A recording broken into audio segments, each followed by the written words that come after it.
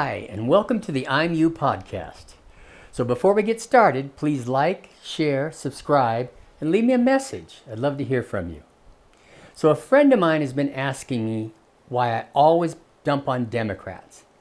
My answer was that because they're giving us reasons to dump on them almost every day.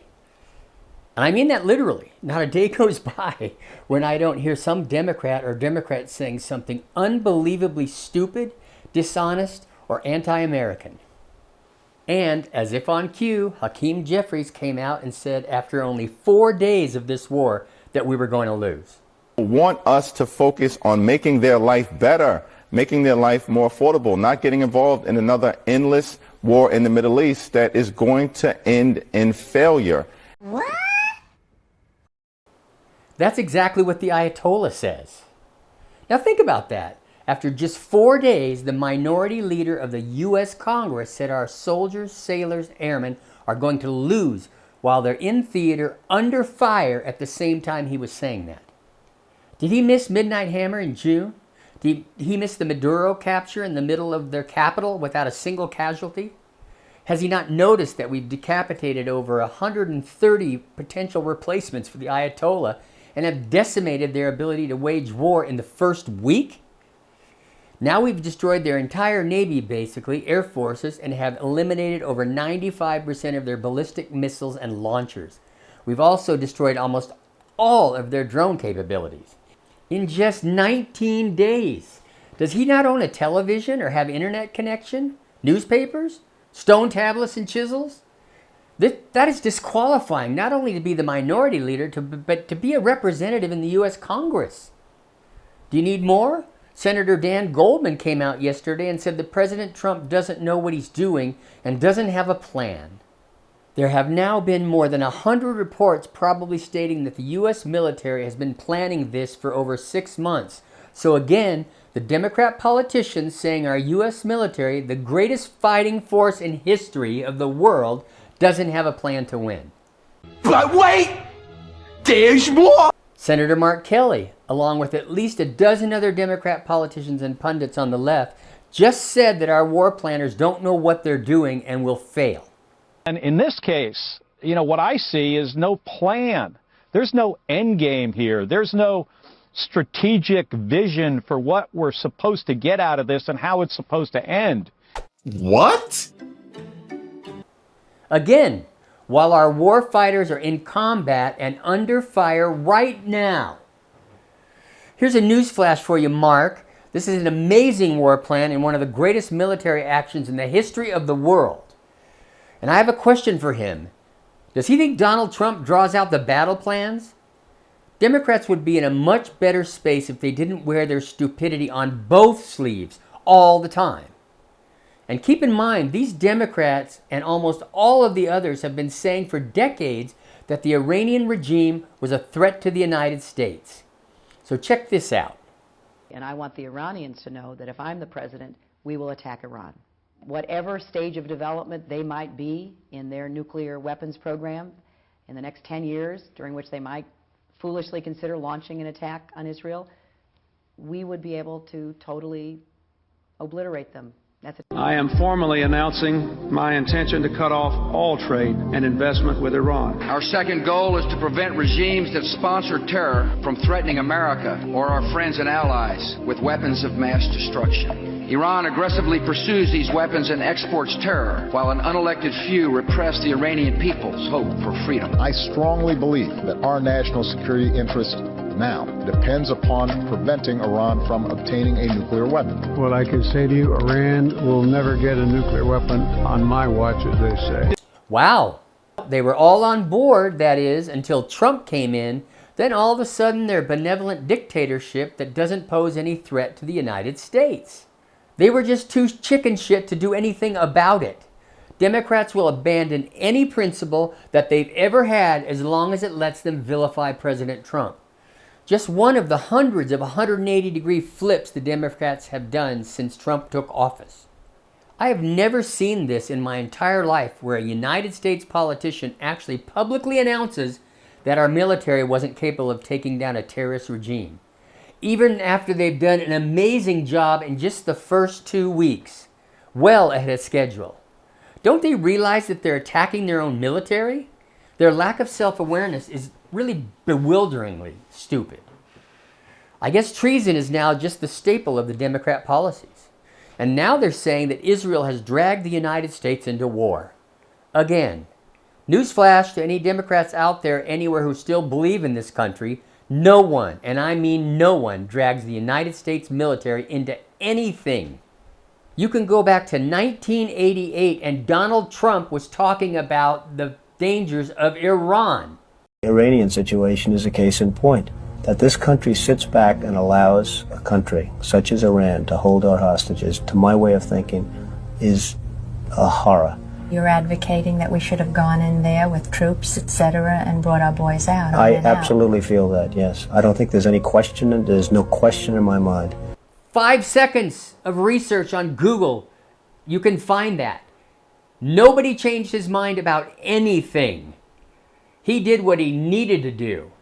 And Democrats are just pissed because they didn't have the nuts to do it and kept paying off the regime and kissing their ass for 47 years.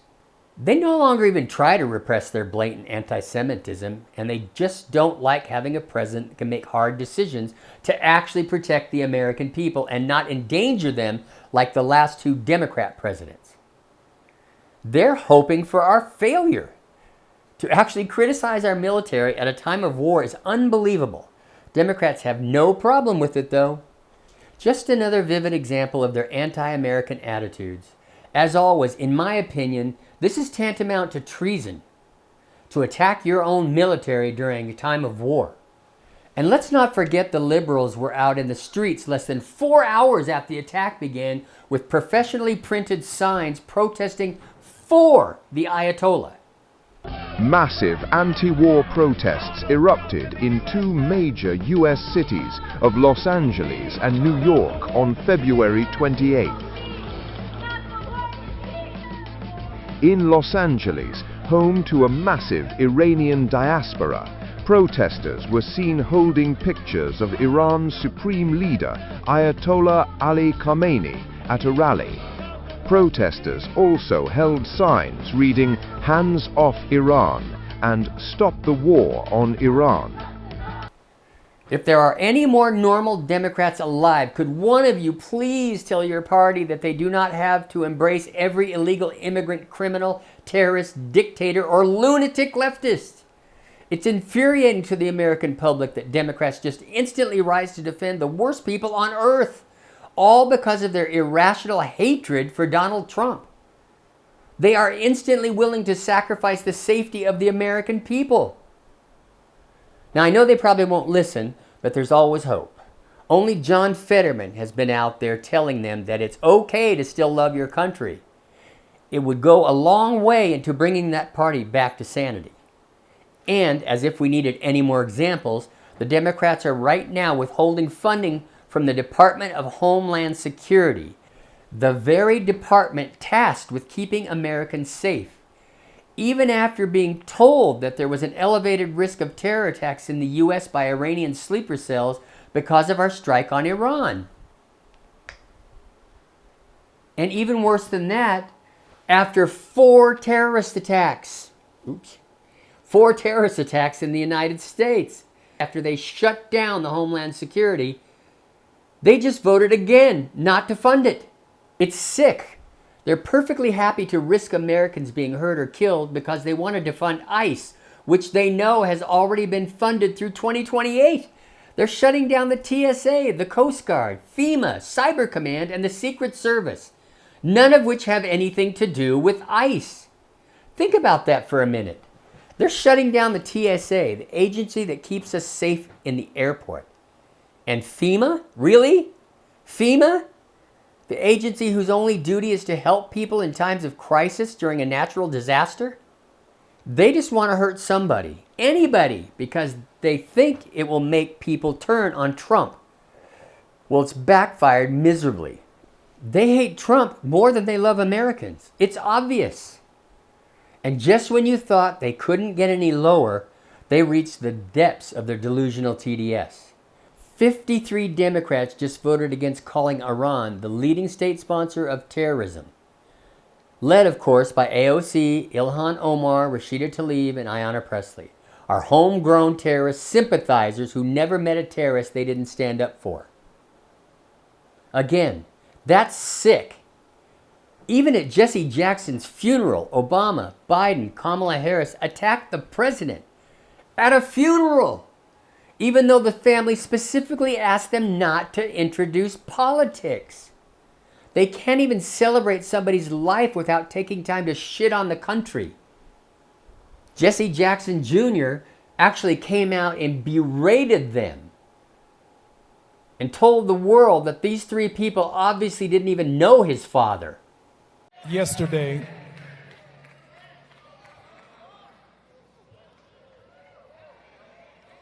I listened for several hours of three United States presidents who do not know Jesse Jackson. Do any liberals still really wonder why the Democrat Party right now is at 18% approval with the American people? I think Laura Ingraham said it best. I know it's just a pipe dream, but I honestly believe the Democrat Party and the leftists need to start their own country. The party has become a party of un-American, anti-American leftists that no longer hold many of the values we do as Americans. And they show it every day. Their entire identity is based on the hatred of Donald Trump. They've actually become the enemy within, in my opinion. I can see why many Democrats are bewildered by this action. President Trump is actually demonstrating leadership and moral clarity, two things the Democrats wouldn't recognize if it bit them in the ass and held on for half an hour. And finally, to prove the point, riddle me this. If Donald Trump was not the president right now, what would Democrats stand for? And so, to my friend, this is why I'm bagging on the Democrats. If that doesn't answer your question sufficiently, I have lots more. Well, that's about it for today. If you like what you heard, please like, share, subscribe, and leave me a comment. So I hope you're having a great day, and I'll see you on the next one.